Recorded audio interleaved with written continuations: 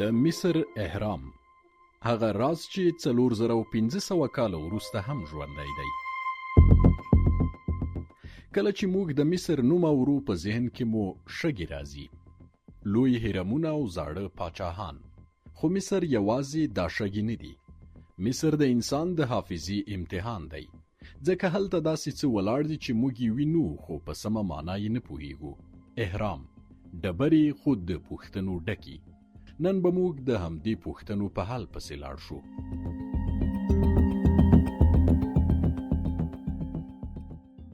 لومړی، مصر څنګه پیدا شو؟ د مصر تمدن د نیل سیند پر غاړه وزیږید.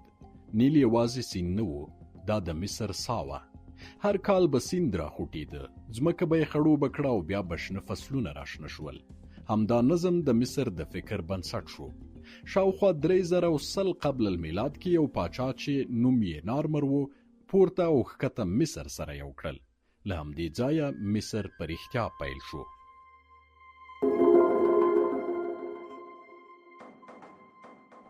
دویم، فرعون څوک و؟ فرعون یوازې پاچا نه و. په هغه وخت کې داسې فکر کېده چې فرعون د خدای استازی دی. خلکو باور درلود چې د نظم او ګډوډۍ ترمنځ فرعون ولاړ دی. که فرعون ژوندی پاتې شي، نړۍ په نظم کې ده، او که هغه مړ شي، باید روح یې خوندي لاړ شي. همدلته د اهرامو فکر پیدا کیږي.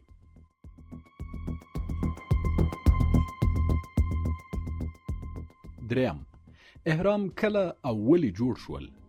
د جیزه 3 ستر اهرامونه شاوخوا 2600 قبل المیلاد کې جوړ شول. لومړی د خوفو هرم و، وروسته بیا د هغه د زوی خفرا او بیا د لمسی منکوره. خو دا یوازې ودانۍ نه وي، دا د مرګ وروسته ژوند ته لارې وي. مصریانو باور درلود چې روح بیرته راګرځي، نو جسد باید خوندي پاتې شي او روح ته باید لاره معلومه وي.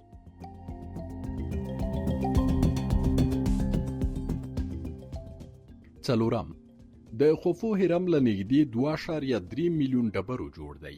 هره ډبره څو ټنه وزن لري. ځینې دومره درنې دي چې نن هم د انتقال فکر انسان حیرانوي. دا ټول په داسې وخت کې وشول چې نه اوسپنیز وسایل و، نه څرخ په پراخه توګه کارېده، او نه هم ماشین و. خو دا کار وشو او ښه وشو.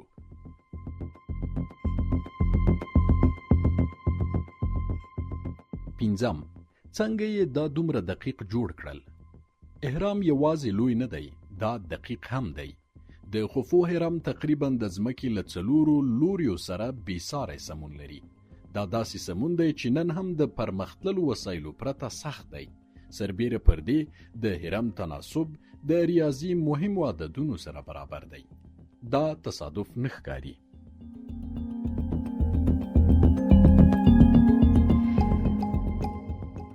شپږم، آیا دا واقعا قبرونه وو؟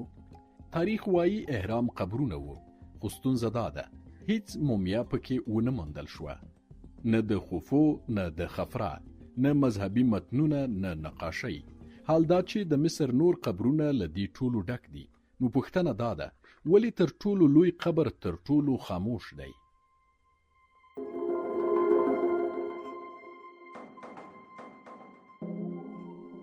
اوم، اهرام او ستوري. مصریانو اسمان ته کتل. دوی باور درلود چې ستوري د خدایانو کور دی.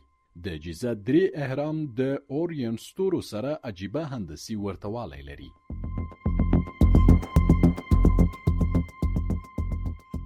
اتم، کارګران څوک وو؟ پخوا ویل کېدل چې غلامانو دا اهرامونه جوړ کړي دي، خو نن موږ پوهیږو چې دا رښتیا نه ده. کارګران مسلکي وو، ښه خواړه یې لرل، خپل قبرونه یې لرل. دا د غلامانو ژوند نه و، دا د لوی پروژې ټیم و.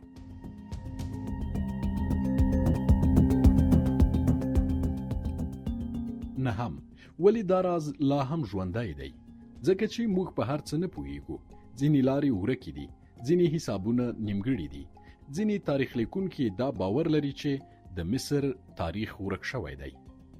موږ پایله وینو، خو ټولې مرحلې نه، او همدا اهرامونه ژوندي ساتي.